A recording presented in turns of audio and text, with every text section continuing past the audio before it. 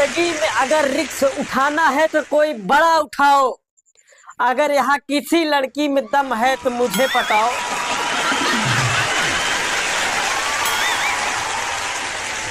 नमस्कार, प्रणाम। अपने इस शो में आप लोगों का हार्दिक स्वागत एवं अभिनंदन करता हूँ। भाई साहब, अगर आपको दुनिया का सबसे बड़ा युद्ध देखना है और उसका भरपूर आनंद लेना है, मैं सच कह रहा हूँ, अपने बीबी को लंबी छुट्टी पर घुमाने ले चलने का प्लान बनाइए। और जब वो अपने मायके फोन करके बता दे, अपने सहेलियों को फोन करके बता दे, अपने पड़ोसियों को बता दे कि मैं घूमने जा रही हूँ लंबी छुट्टी पे, अपना बैग वैग सब रेडी कर ले, फिट हो जाए तैयार होके, तब कह देना कि छोड़ो यार, नेक्स्ट मंथ चलेंगे।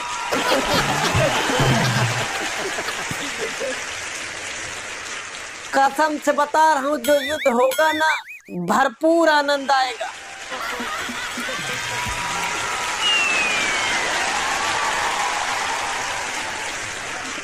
हाँ, लेकिन इसके साथ एक सावधानी मैं आपको बता दे रहा हूँ। ये प्रोग्राम करने के बाद आपको व्यक्तिगत यदि कोई क्षति पहुंचती है तो उसका जिम्मेदार मैं नहीं होऊंगा, इसलिए आप इसको अपने रिस्क पे करिएगा।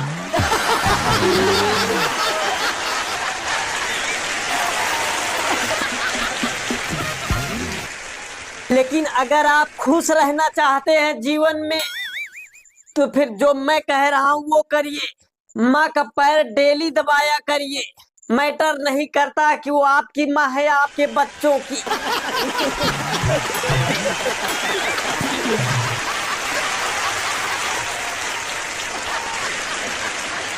अच्छा, कुछ लड़कियां आजकल घूंघट का विरोध करती हैं, और मैं सच बता रहा हूँ, ये वही लड़कियां हैं जो शादी से पहले अपने प्रेमी के साथ कपड़े से मुंह बांध कर घूमा करती थी।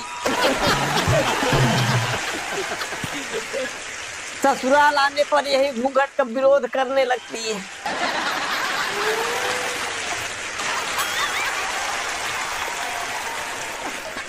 और हाँ, आपने भी सुना होगा कि पत्नियां कहती हैं कि मैं आपका 7 जन्मों तक साथ दूंगी।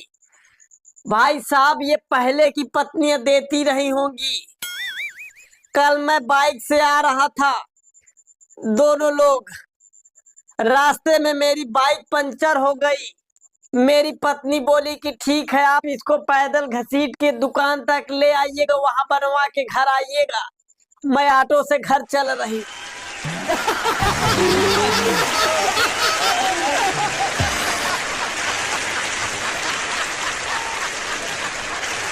जब इसी जन्म में साथ नहीं दे रही तो 7 जन्मों की मैं क्या उम्मीद करूं। अच्छा, ऐसा नहीं है कि आज के ही जनरेशन में शादी को लेकर के डर बना हुआ। कल मुझे एक दादाजी मिले थे और उन्होंने अपने पूरे जीवन में एक भी शादी नहीं किए।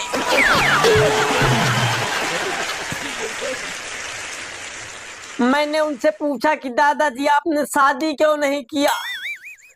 तो उन्होंने बताया कि बेटा, इसके पीछे कहानी है। मैं बोला, बताइए कौन सी कहानी है?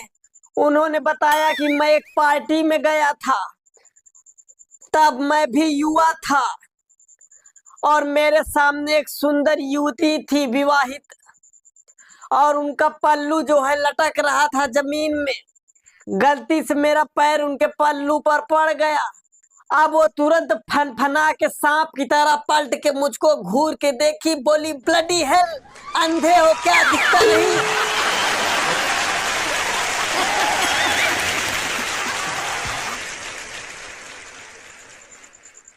अब मैं हकलाते हुए माफी मांग रहा हूं उनसे। तब तक उनकी निगाह मेरे शक्ल पे गई। वो शर्माते हुए मुस्कुरा के बोली, अरे माफ कीजिएगा, मैं सोचा कि मेरे पति हैं।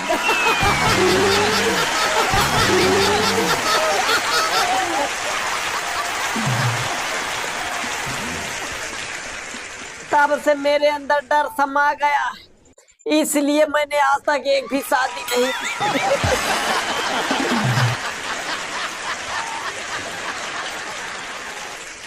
अच्छा, कुछ बेचारे तो इतने मजबूर होते हैं उनको लव मैरिज करनी पड़ती है।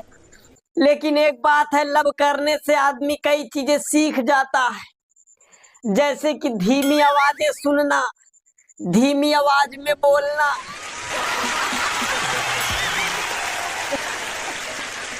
हजार दो हजार रंगों को पहचानना, लड़कियों के अलग अलग तरह के कपड़ों को जानना,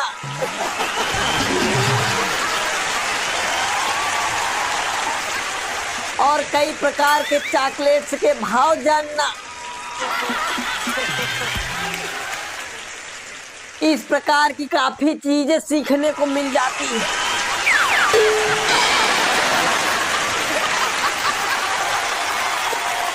अच्छा, जिन लोगों की अरेंज मैरिज होती है उनके घर तो बच्चा पैदा होता है, लेकिन जिन लोगों की लव मैरिज होती है भाई साहब, उनके घर तो प्यार की निशानी पैदा होती है।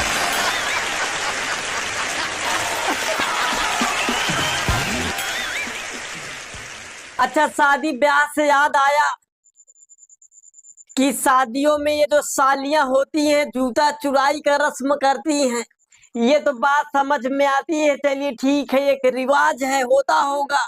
लेकिन ये साले जो भंडारे में जूता चप्पल चुराते हैं, ये कौन सी रस्म है?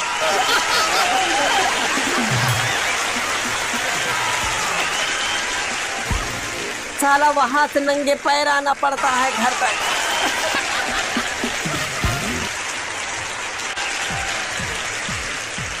भंडारे तक तो ठीक था। जीवन में एक बार मैंने बहुत शौक से बहुत महंगा चप्पल लिया था और अपने दोस्त के यहाँ गया था और वहां चोरी हो गया। बिना चप्पल का घर तक आया हूँ।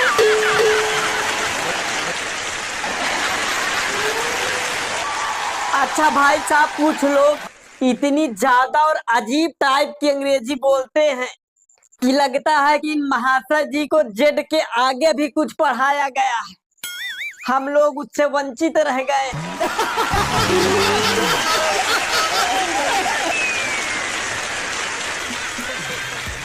अच्छा, एक बात है कि परिस्थिति के विपरीत किसी से कोई काम नहीं करवाना चाहिए।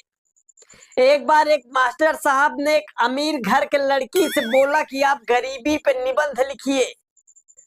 अब वो अमीर घर की लड़की बेचारी क्या जाने गरीबी, वो कुछ इस प्रकार से लिख रही है, मैं बताता हूँ आपको। सबसे पहले लिखती है विषय गरीबी। लिखती है कि एक बेहद ही गरीब परिवार था जिसमें जो पिता था वो बहुत ज्यादा गरीब था और उस परिवार की माता तो उससे भी ज्यादा गरीब थी और उस घर के बच्चे भी बहुत गरीब थे। बेचारे के घर में सिर्फ 4 ही नौकर थे, वो चारों भी गरीब ही थे।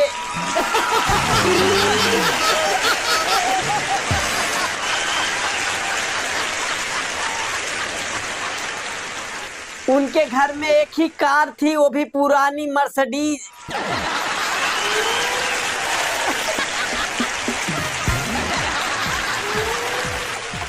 उसको चलाने के लिए ड्राइवर रखे थे, वो भी बेचारा गरीब ही था।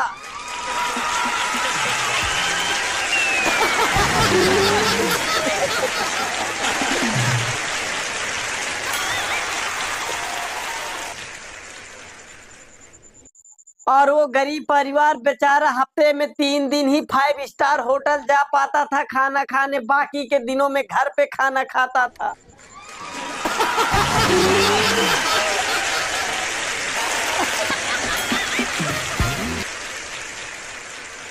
उनके बच्चों के पास iPhone 11 Pro Plus था, वो भी पुराना।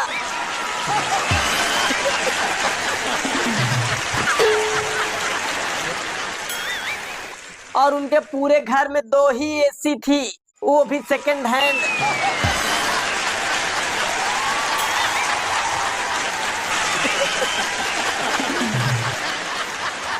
ये गरीब परिवार बड़े मुश्किल से ही ऐश करते थे। अच्छा, अंत में मैं यही कहूंगा कि भगवान सर्दी और बुखार एक साथ दे दे, लेकिन खांसी और दस्त एक साथ होने की ये सजा न दे।